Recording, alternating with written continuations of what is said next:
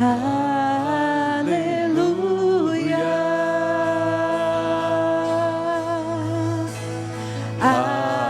Aleluia. Poderoso é o Senhor nosso Deus.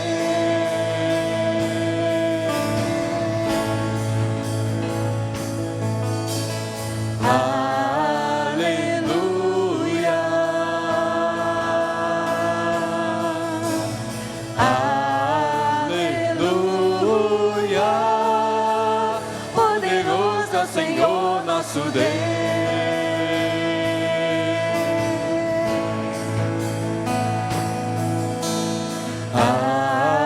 Aleluia. Santo,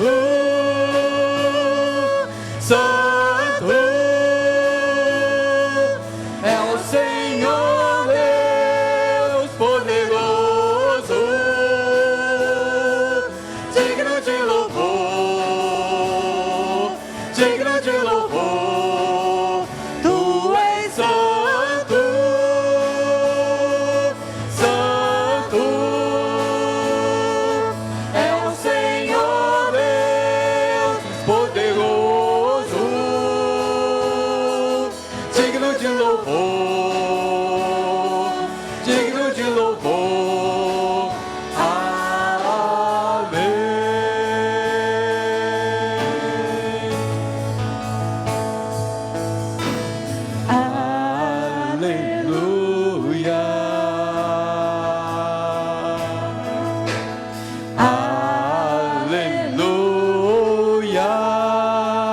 Poderoso é o Senhor nosso Deus.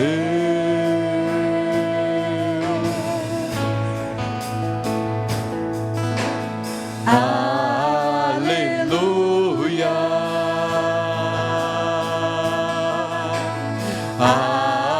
Aleluia. Poderoso é o Senhor nosso Deus.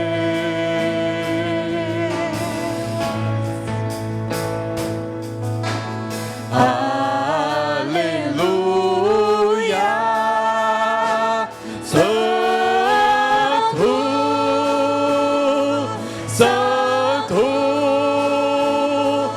é o Senhor Deus poderoso, digno de louvor, digno de louvor. Tu és santo, santo é o Senhor Deus poderoso, digno de louvor, digno de louvor. Tu és santo, santo é o Senhor Deus poderoso,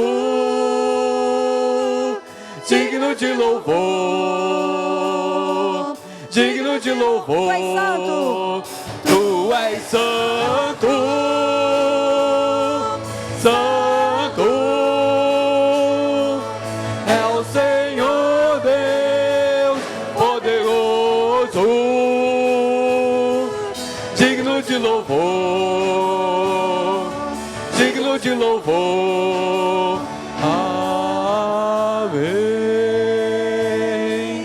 amém, amém.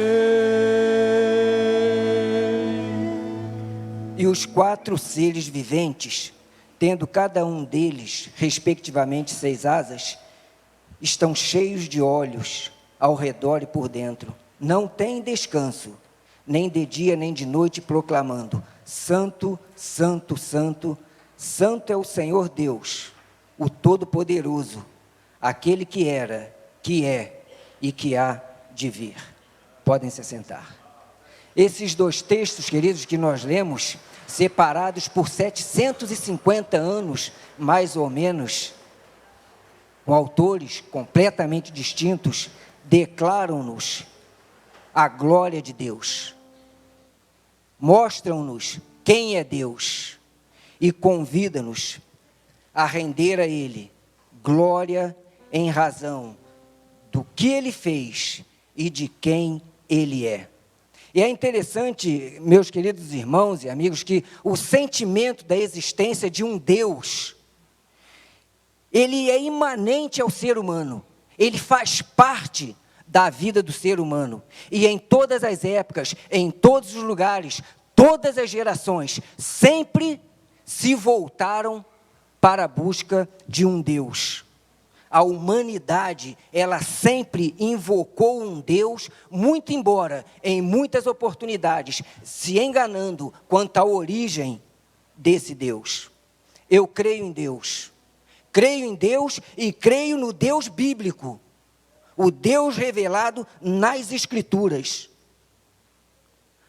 Porque a palavra de Deus, a Bíblia, ela é inerrante, ela é imutável, ela nos revela quem é Deus, e ela é invencível, porque ao longo de sua existência, posta à prova diversas vezes, perseguida diversas vezes, até hoje, permanece imutável, porque é a palavra de Deus. E é interessante que a Bíblia, ela foi escrita em um período mais ou menos de 1400 anos, por 40 autores diferentes, em 3 línguas distintas, e de Gênesis a Apocalipse. Não há uma contradição sequer. Isso é algo notável. Na verdade, é algo divino, porque a Bíblia é a palavra de Deus. E nela não há contradição. O livro de Jó, que é datado pelos estudiosos como talvez o mais antigo da Bíblia, alguns o datam entre 1800 e 2000 antes de Cristo. Ele diz exatamente as mesmas verdades que o livro de Apocalipse, escrito mais ou menos em 90 depois de Cristo, havendo aí uma diferença de mais de 1800 anos entre os 2 livros. Sabem que é interessante que, mais ou menos em 1950, um pastor de ovelhas chamado Mohammed Dib, procurando uma de suas ovelhas lá próximo ao Mar Morto, em Israel, ele entrou numa caverna procurando lá a ovelha, a cabra, não sei o que ele estava procurando, e encontrou lá vários vasos.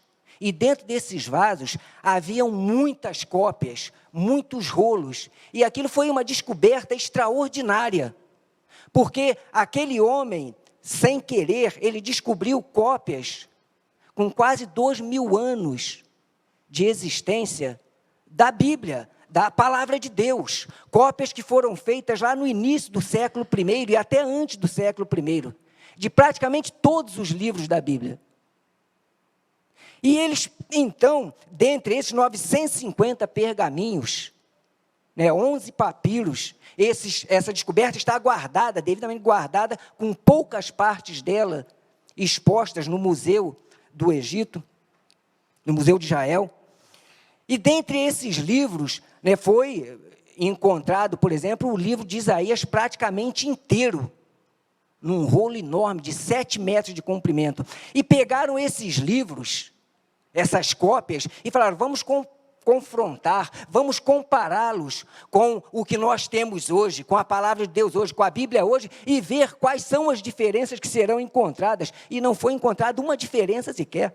Aquelas cópias com 2000 anos de existência, era exatamente aquilo que nós temos hoje, numa prova incontestável, que a Bíblia é a palavra de Deus, que ela nos revela o único e verdadeiro Deus. Em termos seculares, uma obra dessa magnitude é absolutamente impossível, porque cópias de obras muito mais recentes, quando confrontadas, obras seculares, quando confrontadas, diversas diferenças de monta são encontradas. A Bíblia é a palavra de Deus, inerrante, imutável, atual e fidedigna, como, aliás, está registrado lá no livro de Timóteo, que nos diz o seguinte: toda a Escritura, Timóteo 3, versículos 16 e 17, toda a Escritura, toda a Bíblia, toda a palavra de Deus é inspirada por Deus e útil para o ensino, para a repreensão, para a correção, para a educação na justiça, a fim de que o homem de Deus seja perfeito e perfeitamente habilitado em toda boa obra.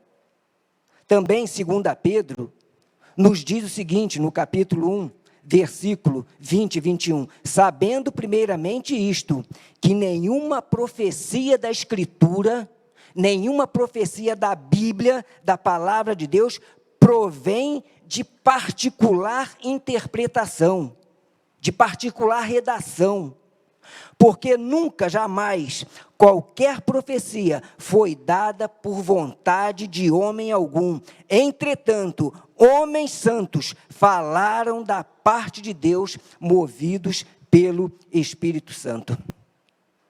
Dentre os livros que foram encontrados, e o de Isaías, como disse aqui, praticamente completo, nós temos um registro em Atos 8, de um homem que lia o livro de Isaías.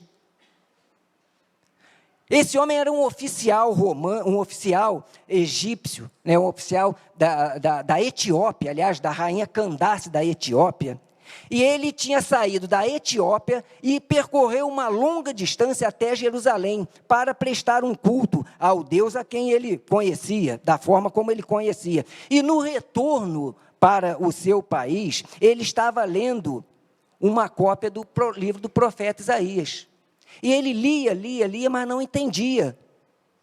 E Filipe, orientado pelo Espírito Santo, aproximou-se daquele homem, correu ao encontro dele e perguntou a ele: olha, você está lendo o livro, você entende o que você lê? Você está entendendo aquilo que você está lendo? E aquele homem, um homem muito importante, talvez o tesoureiro de todo o poderio, todas as riquezas da Etiópia, da rainha da Etiópia, ele falou: olha, eu não posso entender se alguém não me explicar. Porque eu estou lendo aqui um texto e estou em dúvida se o autor desse texto fala de si mesmo ou fala de um terceiro, fala de uma outra pessoa. Eu acho muito interessante essa narrativa, porque aquele homem, ele era um homem que buscava Deus com sinceridade. Ele é um homem que ele conhecia, em parte, a Deus. Mas ele não tinha compreendido o propósito de Deus para a sua vida, embora buscasse entender isso. E de resto, todos nós devemos buscar conhecer o propósito de Deus para as nossas vidas. O propósito de Deus para a vida daquele homem era que ele tivesse um encontro real e transformador com Deus, como é o propósito de Deus para a minha vida e para a sua vida também. Então, Filipe começou a explicar àquele homem. E o texto que ele lia é o texto que hoje nós temos em Isaías, capítulo 53. A parte que ele lia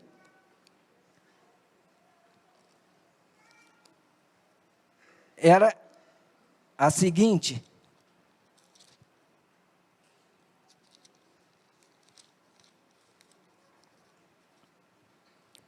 ele foi oprimido e humilhado, mas não abriu a boca.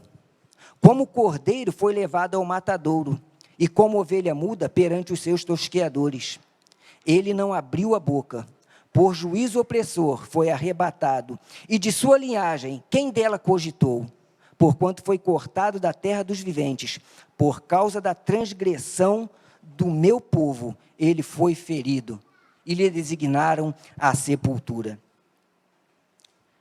Ele não entendia a quem esse texto se referia. Filipe então explicou a ele sobre o amor de Deus, sobre como esta profecia, escrita 700 anos antes deles, havia se cumprido na pessoa de Cristo. E eu imagino que ele tenha explicado àquele homem, que em Cristo há perdão. há perdão dos pecados, que em Cristo há salvação, que em Cristo há recomeço, que em Cristo há vida. Mas que para que isso aconteça, ele certamente falou com aquele homem, que é preciso crer, que ele precisava crer naquela escritura, que estava em suas mãos, a qual ele tinha acesso e lia. Era preciso ele crer em Deus, o Deus a quem a escritura revelava. É preciso que ele cresce que Cristo foi enviado por Deus para por ele morrer. Era preciso crer na morte, na ressurreição de Cristo. Era preciso crer na salvação ofertada por Cristo e sua morte na cruz. E é interessante que, penso que após dadas as explicações, de maneira clara e simples, para aquele homem, ouvir dessa explicação por parte de Filipe, e tendo aquele homem sido tocado em seu coração, mas também em sua inteligência, porque a nossa salvação, queridos, ela não se opera tão somente por meio das emoções, mas nós temos um juízo crítico, nós temos um cérebro, nós temos uma capacidade de raciocínio que pode nos levar também, que deve nos levar, por meio de um juízo crítico, a assimilar esta verdade, a compreender esta verdade e juntamente com as nossas emoções, aceitar esta verdade imutável que é a salvação por meio de Cristo. Então, tendo sido tocado pela palavra de Deus, pelo poder da palavra de Deus, aquele homem faz uma pergunta a Filipe, que é uma pergunta que tem ecoado pelos séculos para a humanidade. Como fazer para me salvar? O que devo fazer para me salvar? Em outras palavras, foi isso que aquele homem perguntou. Imagino que ele tenha perguntado, mas é possível que eu, um estrangeiro, um etíope, que vim lá de longe, não sou judeu, sou um gentio, afastado das minhas terras, com todos os meus problemas, as minhas coisas, é possível que esse Deus me aceite? É possível que Cristo me aceite, tendo morrido, como você diz, por mim? E, maravilhosamente, a resposta de Filipe é absolutamente simples. Sim, é possível. Desde que você creia. E a resposta daquele homem, ela é, se podemos assim dizer, ela é mais maravilhosa ainda. Porque ele simplesmente diz, pois eu creio. Creio que Cristo é o Filho de Deus. Esta foi a declaração deste homem. E ela é maravilhosa, queridos, porque ela nos mostra a simplicidade do Evangelho. Ela nos mostra com clareza a proposta do Evangelho para a minha vida, para a sua vida. Ela nos mostra a simplicidade do plano de Deus para a minha vida, para a sua vida, para a vida de todos nós. A resposta daquele homem é a suma do Evangelho, é o resumo do Evangelho, porque consiste a proposta do Evangelho na salvação para todos, pois Cristo morreu por todos. E na afirmação de que para alcançar essa salvação, basta crer, nada mais. Crer de todo o coração. Nenhuma outra exigência foi feita àquele homem. Apenas foi dito a ele, você pode ser salvo, desde que você creia de todo o coração. Apenas e tão somente creia, e foi isso que ele fez.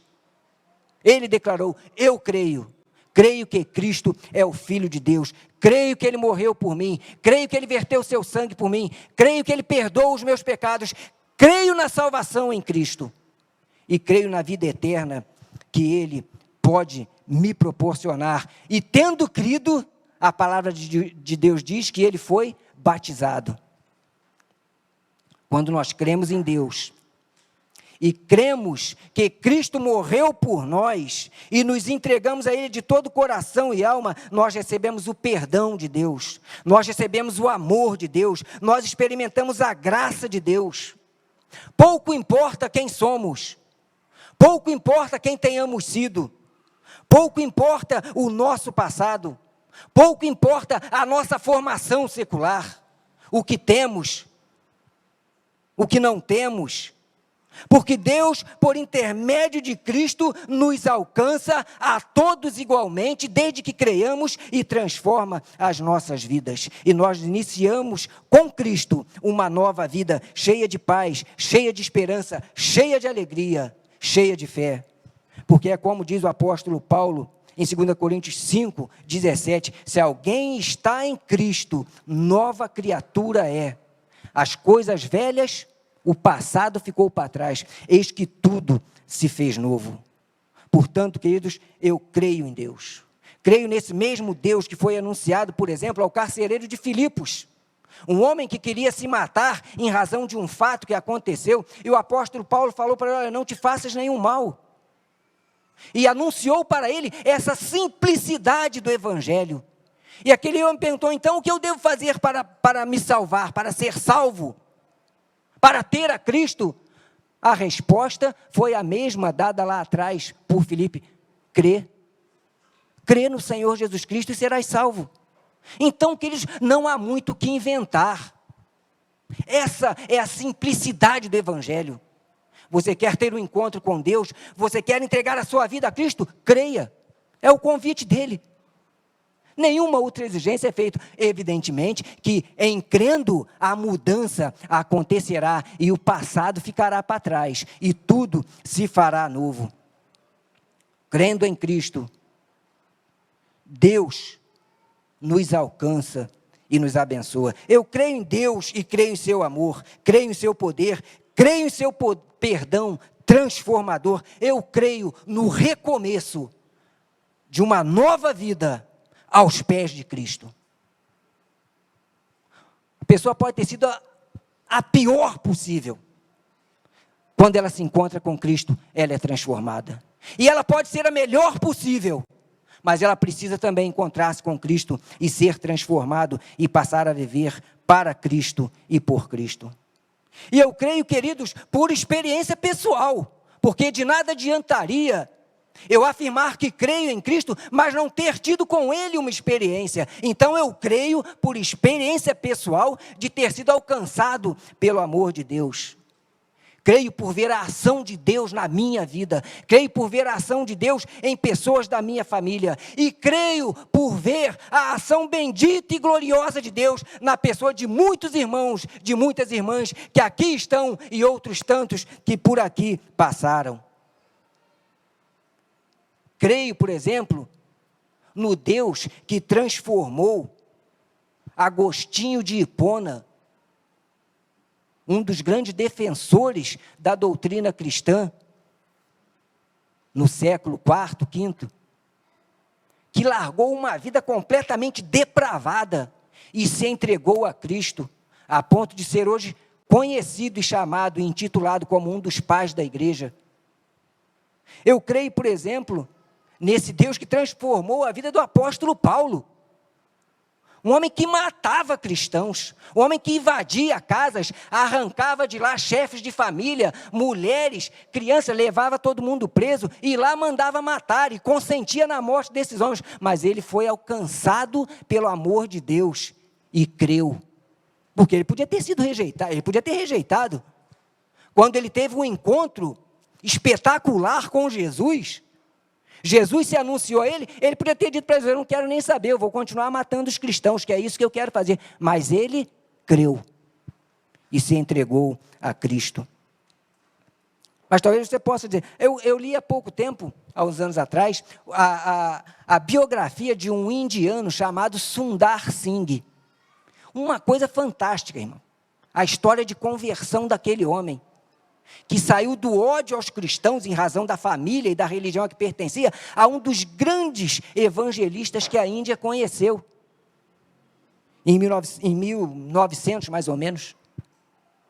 Uma conversão fantástica, lendo, ele sozinho, lendo o Novo Testamento, entendeu que aquelas palavras ali eram palavras de Deus para a sua vida, e ali, sozinho no seu quarto, ele se entregou a Cristo. e começou a estudar a palavra de Deus, e foi um dos maiores evangelistas que a Índia conheceu. Mas você pode dizer, poxa, mas isso é tempo demais, isso aconteceu lá atrás, há 2000 anos atrás, há 2 séculos atrás, há 1600 anos atrás. Mas, queridos, nós temos pessoas aqui, entre nós, que podem testemunhar essa verdade. Eu me lembro de muitos deles. Me lembro, irmãos, com muito carinho, com muita alegria, do irmão Wilson, que sempre chegava aqui com um sorriso maravilhoso, dando um abraço na gente. O irmão Wilson era um homem que tinha tudo para dar errado, tudo. Ele nasceu na zona portuária do Rio. Pai nunca soube quem é, mãe nunca ligou para ele, vivia largado por aí, na casa de um, na casa do outro, em abrigo, num lugar terrível, um lugar de prostituição, sujeito a coisas terríveis. E ele, um dia conversando com ele, eu falei, irmão, isso me conta como o senhor se converteu. E ele me contou, irmãos, e é fantástico, como o poder de Deus alcança e transforma aquele que se coloca aos pés dele. Ele disse que passando pela Central do Brasil, ele viu lá um homem pregando o evangelho. O homem estava lá sozinho, em cima de um caixotinho, pregando o evangelho, falando de Jesus. E ele parou, ficou ouvindo aquele homem, e ele falou, mas esse homem está falando para mim.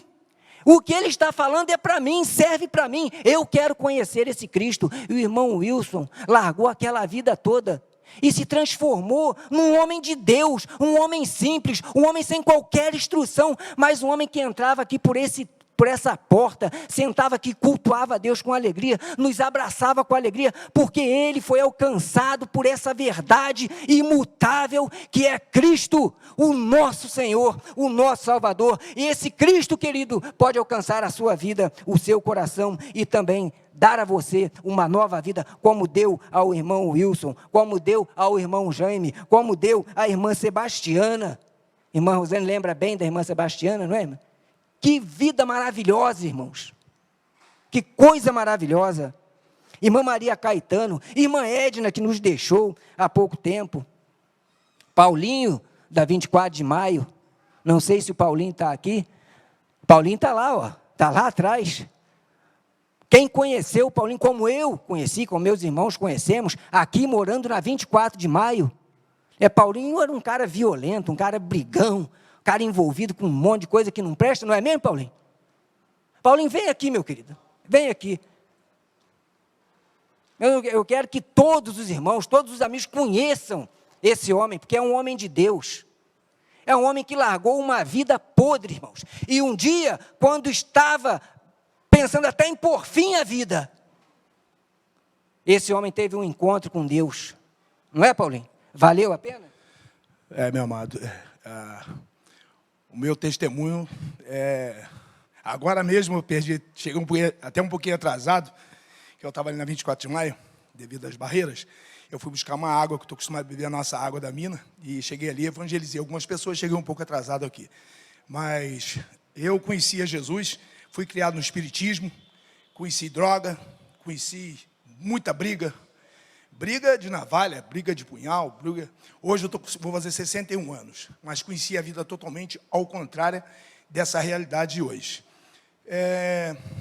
Um dia, eu cheguei pela manhã em casa, de madrugada, de manhã, e vi meus filhos, vi minha esposa, e pensei para mim, disse, aonde eu vou chegar do jeito que eu estou indo? E Jesus tocou no meu coração.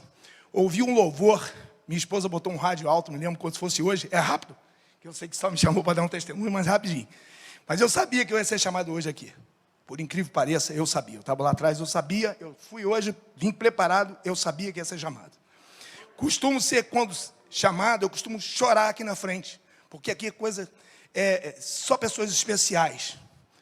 Né? Eu fui um cara que fui criado de uma forma totalmente ao contrário. Devido às dificuldades da vida, né? Alcoolismo do meu pai, tudo isso, me levou ao caminho ao contrário. Quem dera que meu pai soubesse que Jesus Cristo transforma. Talvez a nossa família seria bem melhor lá, bem antes. Mas tivemos que passar por isso.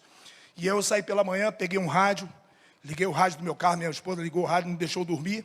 Eu peguei meu carro e subi a 24 de maio. Quando comecei a descer a 1º de maio, estava cantando um louvor assim.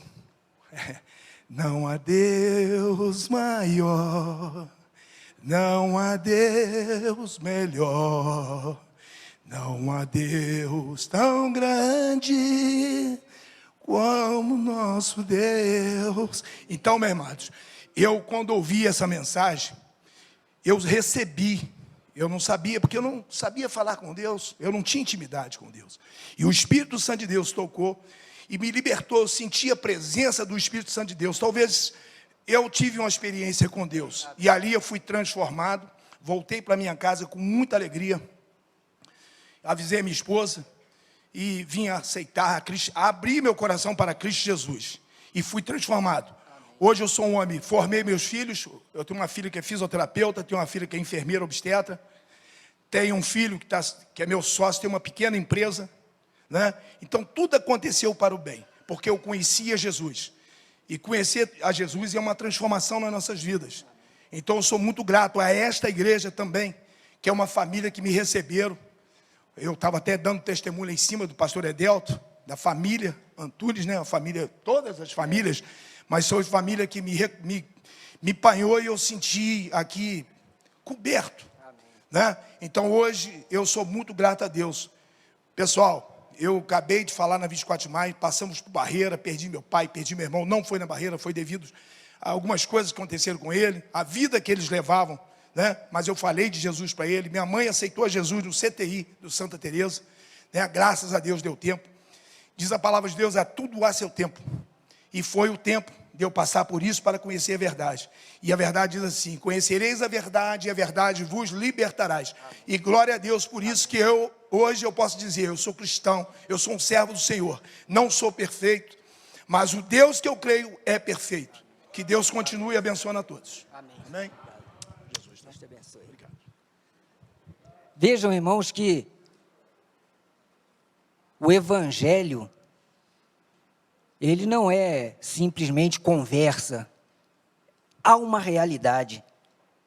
E a gente vê a ação de Deus em vida como a do Paulinho, né? Um homem que foi transformado por Deus, que abandonou o passado, tudo que tinha lá no passado, de ruim, ficou para trás, não importa. Porque Deus não se importa com o nosso passado, Ele se importa com o nosso presente e quer que caminhemos ao encontro dEle. São pessoas, muitas das que estão aqui, comuns, como qualquer um de nós, com suas lutas, com suas dúvidas, seus sofrimentos, suas angústias, com a diferença única que creram em Deus e aceitaram a Cristo, como aquele oficial etíope, como o apóstolo Paulo, como Sundar Singh, como o Paulinho, como o irmão Jaime, como o irmão Wilson, como tantos dos irmãos que estão aqui. Eu tenho certeza que se eu pedisse outros irmãos aqui, para virem aqui e darem um testemunho do seu encontro com Deus, muitas experiências maravilhosas ouviríamos aqui, como ouvimos a do Paulinho. Pois Deus se importa conosco, Deus se importa com você. Deus quer você, querido, Deus quer a sua vida. Deus chama por você, para que você tenha com Ele um encontro. Mas eu creio também, queridos, não só por essas questões, por ver a ação de Deus nas vidas humanas, eu creio, queridos, por uma questão de lógica. Meus irmãos, a minha inteligência, que não é muita, mas tenho alguma, toda ela me conduz para crer na existência de Deus. É uma lógica irrefutável. Eu creio na existência de um Deus criador de todas as coisas, no Deus bíblico, que tudo criou, a partir da sua palavra, como diz lá em João, capítulo 1, versículos 2 e 3. Ele estava no princípio com Deus. Todas as coisas foram feitas por intermédio dele, e sem ele, nada do que foi feito se fez. Deus é o Deus criador, o Deus que criou tudo perfeitamente, o Deus que criou tudo de maneira harmoniosa, completa e complexa. É interessante, sabe, irmãos, que na criação nada é simples. Tudo é extremamente complexo e perfeito dentro dessa complexidade. E eu acho interessante Né? Por exemplo, na nossa igreja aqui tem alguns médicos, né? E creio que tenhamos alguns visitantes aqui que talvez sejam da área da saúde também, da medicina, da odontologia, enfim. E se nós pedíssemos a um desses queridos que estão aqui conosco, para eles nos darem aqui uma aula, por exemplo, sobre a complexidade do cérebro, irmãos, ia ter assunto para mais de um semestre de faculdade, não é, Deltin? Se nós pedíssemos a um desses queridos para, por exemplo, falar sobre a complexidade do sangue, e dentro do sangue, por exemplo, a complexidade da coagulação, é uma coisa espantosa, irmãos. Eu não entendo nada desse negócio, mas leio por curiosidade.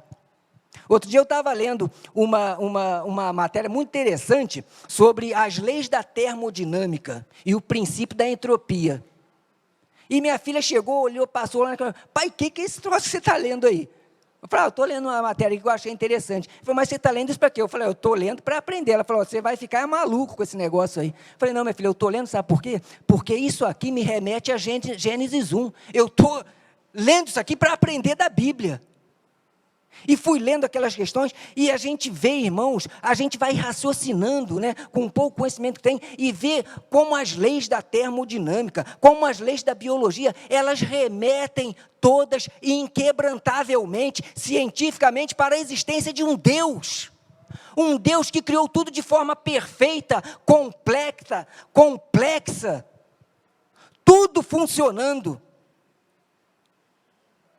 O corpo humano funcionando de uma maneira maravilhosa, o universo funcionando de uma maneira maravilhosa. O salmista Davi, lá no capítulo, Salmo 19, capítulo 1, ele olhando para o céu, ele afirma o seguinte: os céus proclamam a glória de Deus, e o firmamento anuncia a obra das suas mãos. Como não crer num Deus como esse? Como não crer, queridos, no Deus bíblico? Olha, eu tenho lido lá um autor que ele rebate todas essas questões de afirmações científicas, que na verdade acabam não sendo nada científicas, porque não há prova, não são postas a teste, mas ele diz o seguinte, que é preciso ter mais fé para acreditar que as coisas surgiram por mero acaso, do que para crer que há um Deus criador. É preciso muito mais fé para acreditar que houve uma geração espontânea, de repente as coisas surgiram, do que para crer que há um Deus criador de todas as coisas. E essa criação espantosamente esplendorosa, divina, é um convite também a que creiamos em Deus, creiamos no Deus bíblico, no Deus revelado nas Escrituras, no Deus que enviou Cristo, seu Filho, no Deus cujo nome exaltamos, cujo nome adoramos, o Deus criador e sustentador de todas as coisas, o Deus que em mistério me criou, que em mistério o criou e que o chama e o convida a ir ter um encontro com Ele. Apocalipse 4:11 nos diz: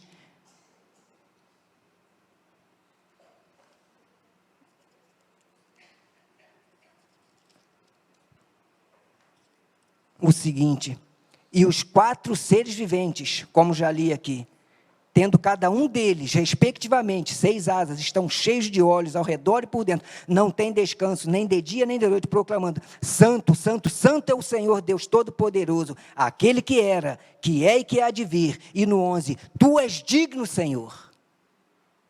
Veja como o autor dignifica o nome desse Deus único e poderoso. Tu és digno, Senhor e Deus nosso, de receber toda a honra, toda a glória, todo o poder, porque todas as coisas tu criastes, sim, por causa da tua vontade, vieram a existir e foram criadas. A Ele, somente a Ele, ao Deus único e verdadeiro, devemos dar glórias. A Ele a glória. Quero convidá-los a que nos ponhamos de pé e entoemos este hino, esta música maravilhosa, exaltando neste momento o nome do Senhor nosso Deus, o único que é digno de honra e de glória. A Ele a glória.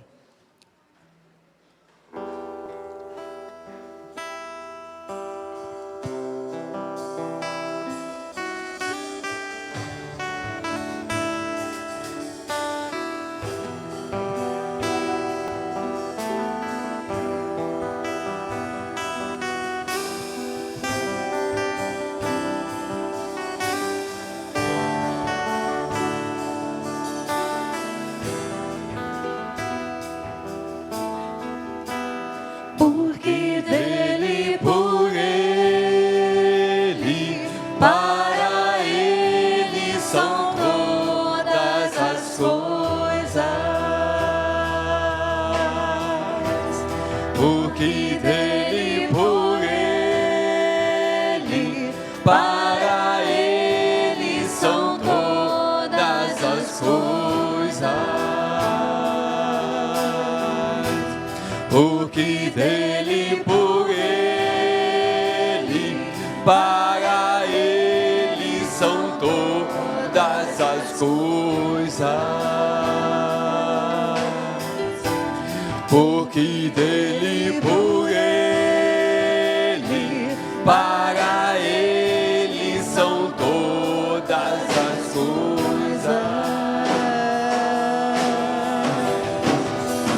A ele a glória,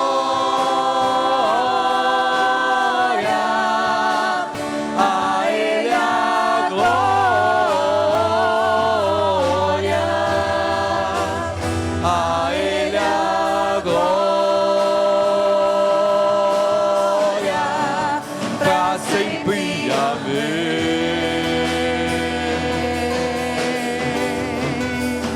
A ele a glória,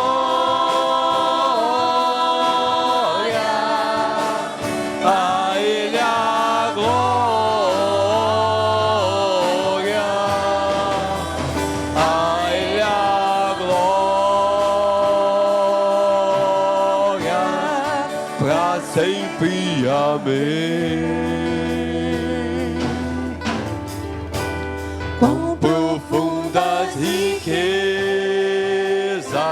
o saber e o conhecer de Deus.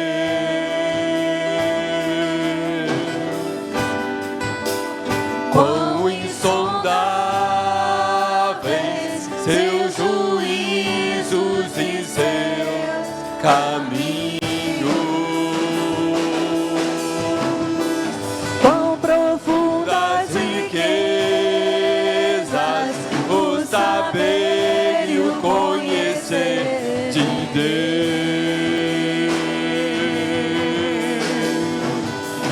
Quão insondáveis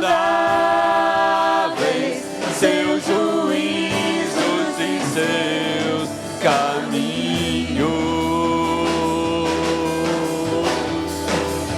A ele a glória, a ele a glória, a ele a glória, pra sempre, amém.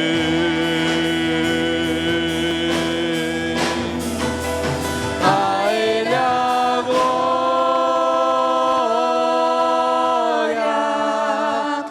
a ele a glória,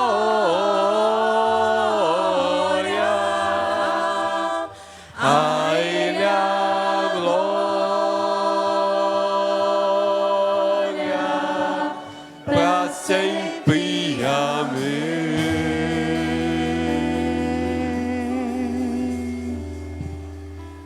Eu creio em Deus. Creio que Ele nos fez para a honra e glória do Seu nome e para com Ele estarmos sempre, enquanto aqui vivemos e também quando daqui partirmos. Creio que Ele enviou Jesus para, por Sua morte, por Seu sangue vertido, nos reconciliar com Deus em razão do pecado que nos separou dEle. Eu creio nisso de todo o coração e de alma. Creio e crerei até o fim.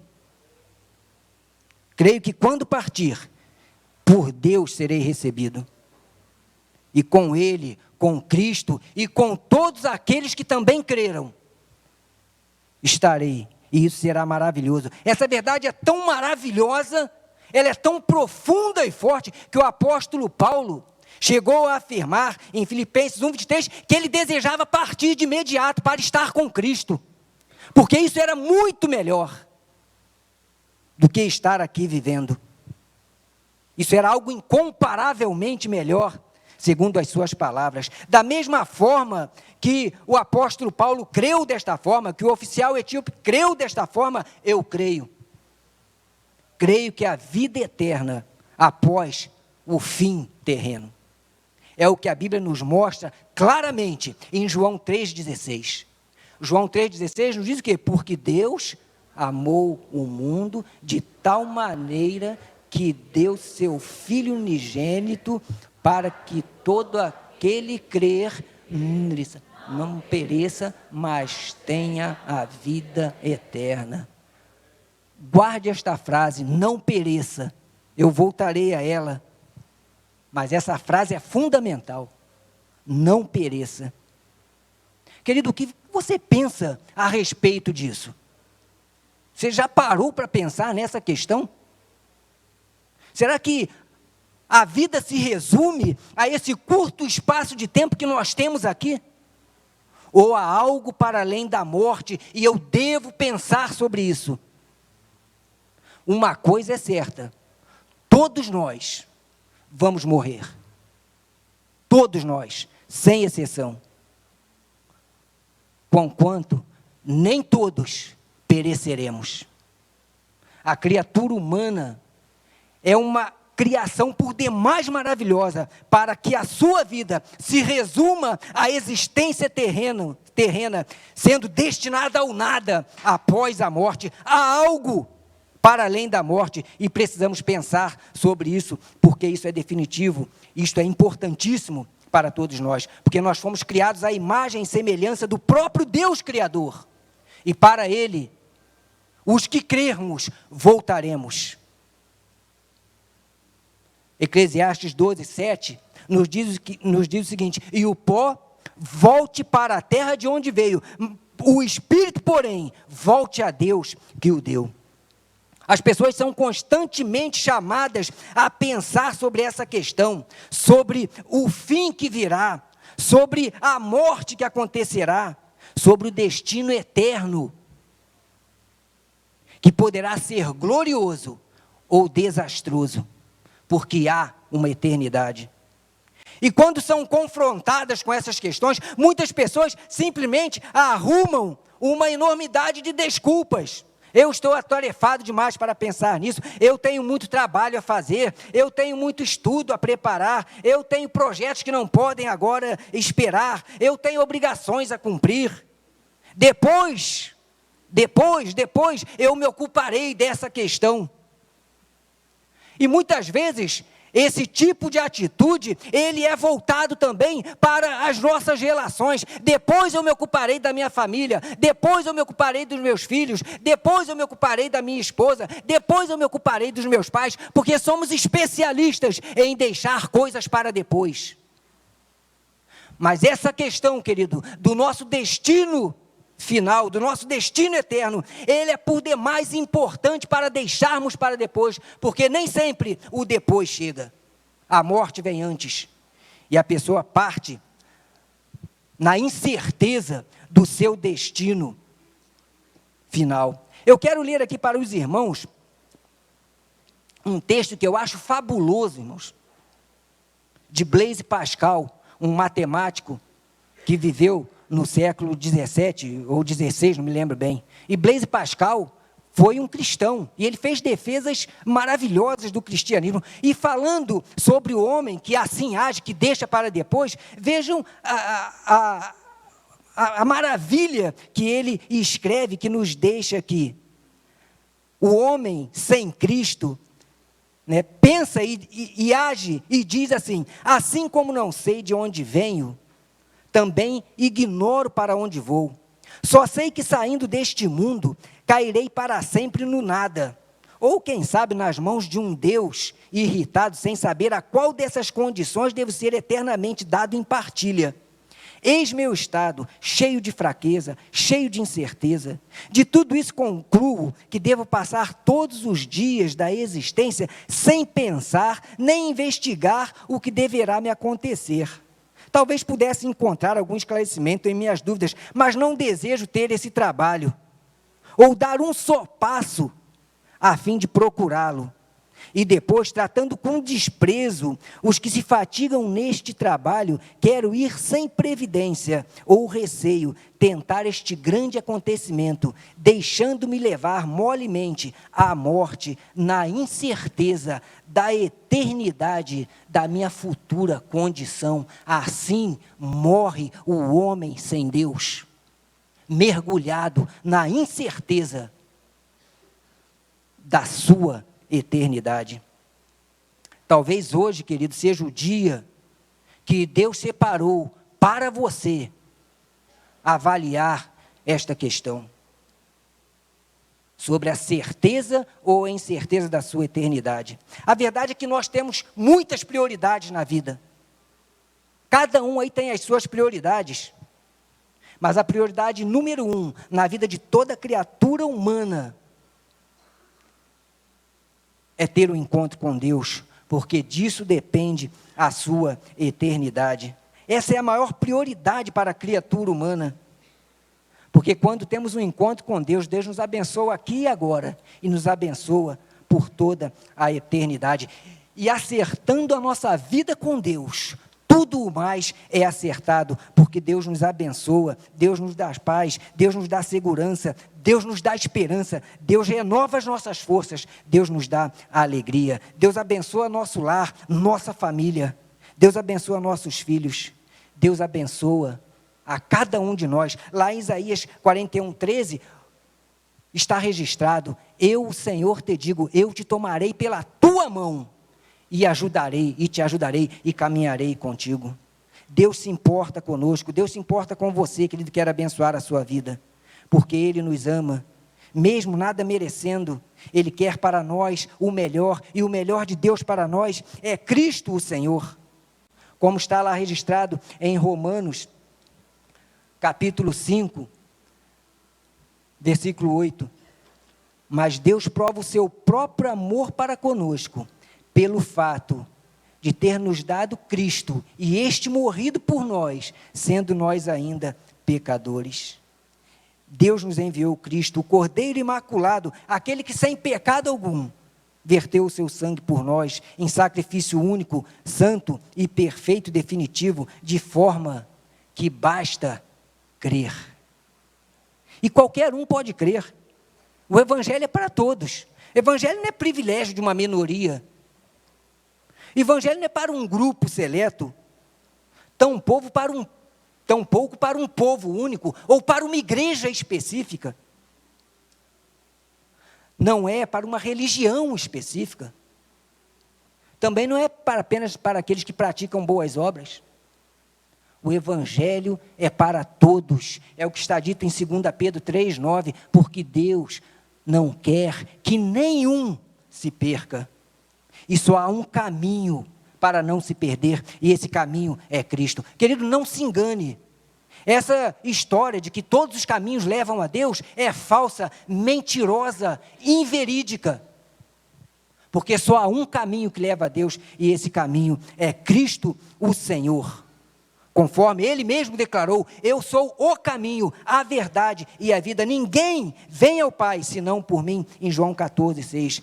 Em 2 Timóteo 2:5 diz que Jesus é o único mediador entre Deus e os homens. Não há outro, não há ninguém, é só em Cristo.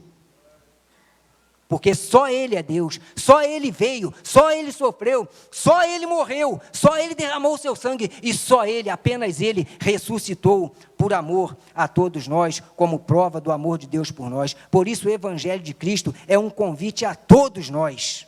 É um convite para mim, é um convite para você, porque Ele salva e transforma qualquer um, desde que qualquer um creia no poder de Cristo, creia na palavra de Deus e o receba como Senhor da sua vida.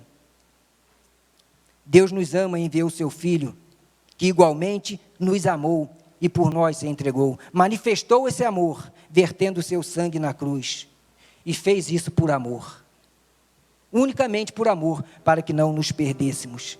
Por amor, Ele se entregou. E quando nós entendemos isso, quando nós cremos nisso, e quando nós entregamos nossa vida a Cristo, esse amor se revela em nós de maneira extraordinária, como vimos aqui. Nos ponhamos em pé, cantemos: por amor, ele se entregou.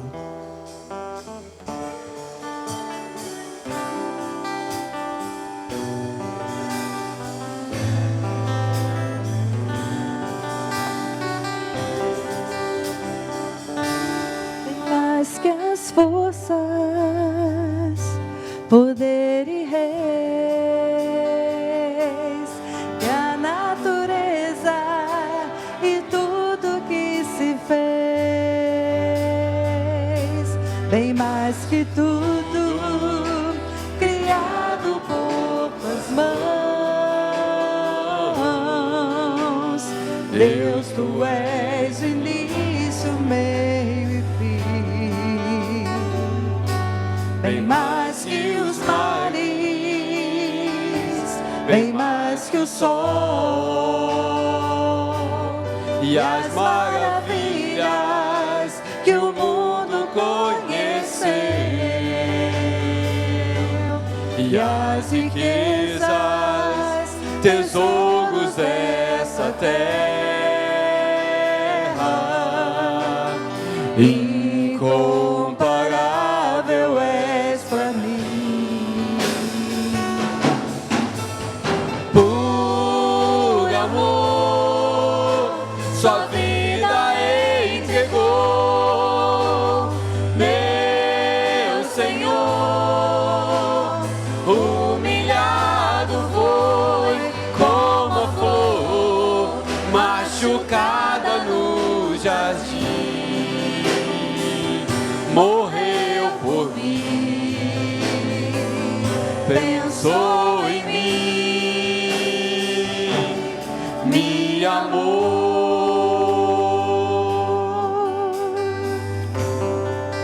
bem mais que os mares, bem mais que os mares,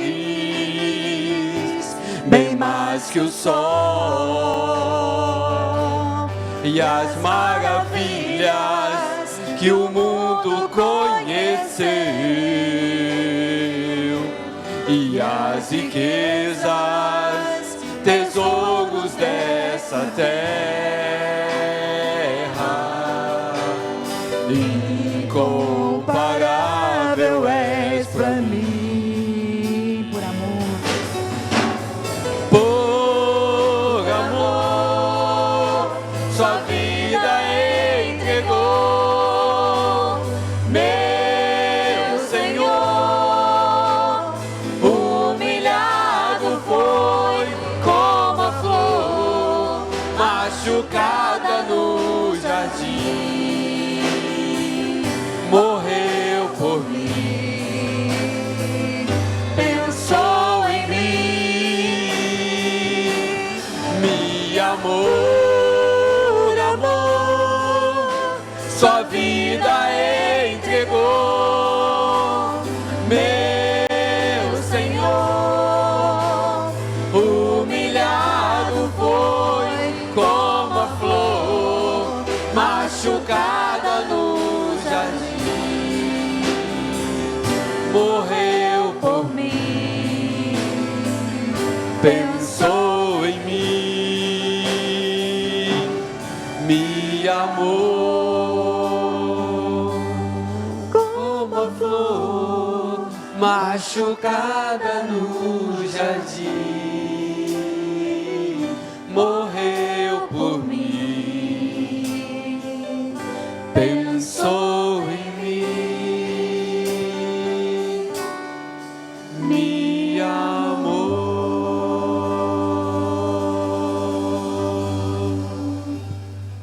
Foi por amor.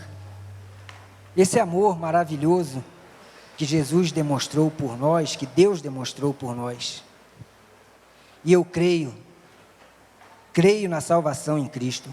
Creio que todo aquele que reconhecer a Cristo e aceitá-lo, terá a vida eterna, não morrerá na incerteza. Aquele que encontra-se com Cristo tem aqui uma vida repleta de sentido e terá uma vida eterna na presença de Deus. Creio que no fim da vida aqui, Deus acolherá aquele que o recebeu. Creio como Jó, que quando daqui partir, os meus olhos verão a Deus, pois creio na salvação em Cristo. Você crê? Creia, querido. É o convite de Deus para você, é a chamada de Deus para você. Porque Cristo salva. Mas a gente pode perguntar, mas afinal de contas, Cristo salva de quê? Não é mesmo? Porque a gente fala, Cristo salva, mas Cristo salva de quê? Sabe do que Cristo nos salva? Lembra aquela frase lá de João 3,16, que eu pedi para os irmãos guardarem? Qual é ela? Não perecerá. Cristo nos salva do perecimento. Cristo nos salva da nossa finitude humana. Porque a vida aqui vai acabar. Mas aquele que tiver recebido a Cristo não perecerá, ele continuará vivendo, porque é isto que Cristo afirmou em João 11:25, eu sou a ressurreição e a vida, aquele que crê em mim não perecerá, aquele que crê em mim viverá, e é isso que ele quer para você. Tudo aqui passará, todos nós morreremos, porém nem todos pereceremos, porque é a palavra de Deus que assim nos assegura.